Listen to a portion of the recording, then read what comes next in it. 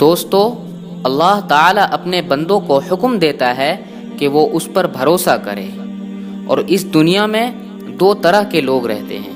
ایک وہ جو صرف اسباب پر بھروسہ کرتے ہیں، یعنی اپنی طاقت، اپنے پیسے اور اپنی عقل، اور وہ لوگ اپنی کامیابی کا کریڈٹ بھی انہی چیزوں کو دیتے ہیں، لیکن یہ بھول جاتے ہیں کہ یہ اسباب بھی ان کو اللہ ہی نے دیا ہے۔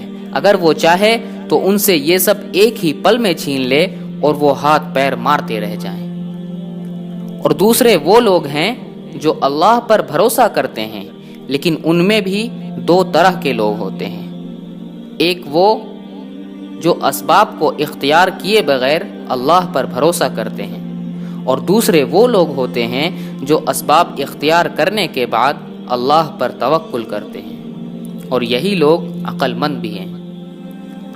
اور اس کا ثبوت ایک حدیث میں بھی ملتا ہے کہ ایک صحابی ایک اونٹ پر سوار ہو کر اللہ کے رسول صلی اللہ علیہ وسلم کے پاس آئے اور کہا کہ میں اونٹ کو یوں ہی چھوڑ دوں اور اللہ پر توکل کروں، یا اس کو باندھ دوں پھر اللہ پر بھروسہ کروں؟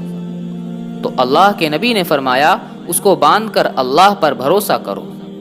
اگر بغیر اسباب کے اللہ پر توکل کرنا عقل مندی ہوتی تو اللہ کے نبی حضور صلی اللہ علیہ وسلم صحابی کو اونٹ کو باندھنے کا حکم نہیں دیتے۔ اور اسی طرح ایک اور روایت ہے کہ جو شخص اللہ پر اس طرح توکل کرتا ہے جس طرح اللہ کا حق ہے، تو اللہ تعالیٰ اپنے اس بندے کو پرندوں کی طرح رزق دیتا ہے کہ وہ صبح کو خالی پیٹ اپنے گھونسلوں سے نکلتے ہیں اور رات کو پیٹ بھر کر لوٹتے ہیں۔